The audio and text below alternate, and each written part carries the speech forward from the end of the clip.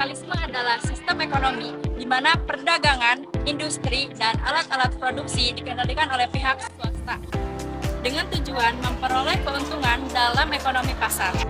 Modal dengan melakukan usahanya berusaha untuk meraih keuntungan sebesar-besarnya.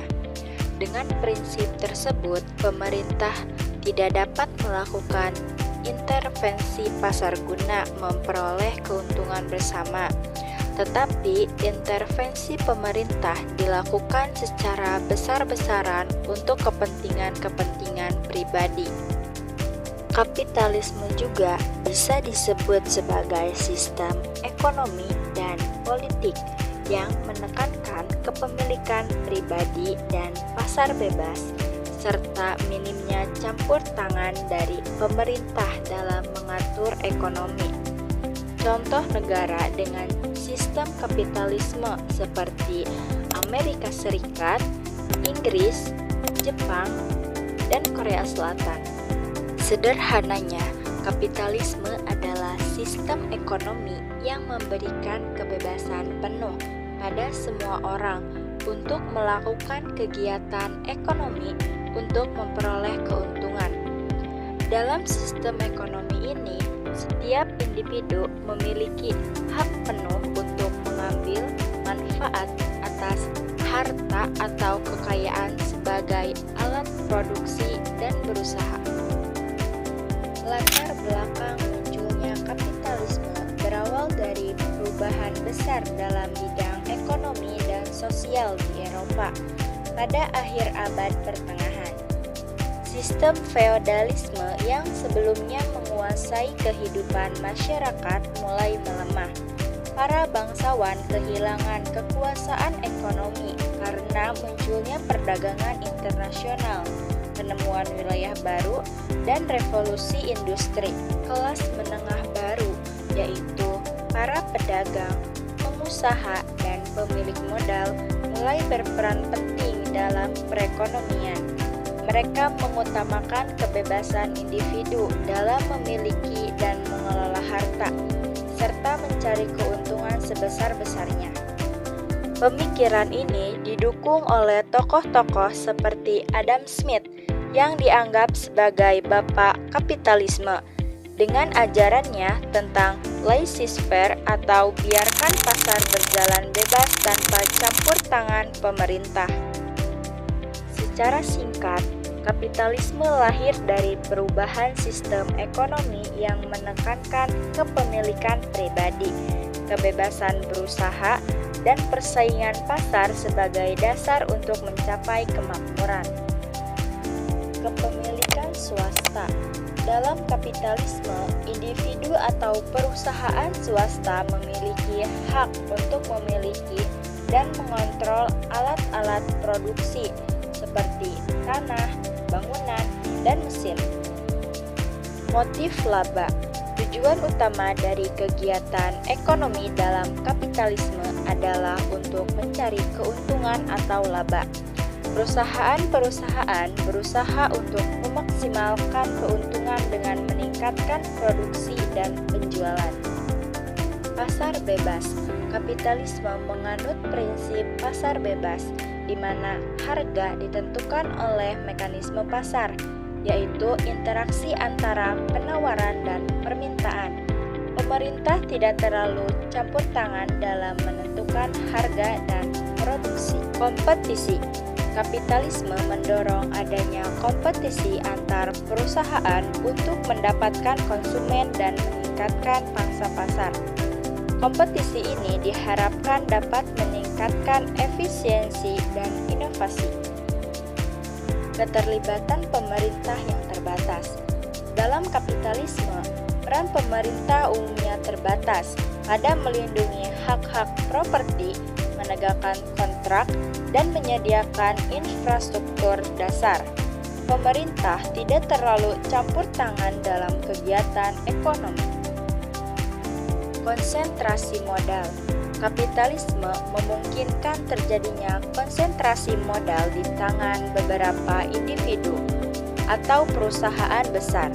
Hal ini dapat menyebabkan kesenjangan ekonomi tidak diimbangi dengan kebijakan kebijakan yang adil. Globalisasi. Kapitalisme sering dikaitkan dengan globalisasi, di mana perusahaan-perusahaan besar beroperasi di pasar internasional dan mencari keuntungan di seluruh dunia. Tokoh penting revolusi Inggris dalam revolusi industri di Inggris antara lain James Watt yang menemukan mesin uap dan mempercepat perkembangan industri secara transportasi. Richard Arkwright menciptakan water frame, mesin pemintal benang bertenaga air yang menjadi cikal bakal sistem pabrik modern. George Stephenson menemukan lokomotif uap yang merevolusi transportasi darat, sedangkan Elie Whitney dengan penemuan kat turbinnya meningkatkan produksi kapal secara besar-besaran. Selain itu, Henry Bessemer mengembangkan proses pembuatan baja murah yang mendukung pertumbuhan industri berat di Inggris.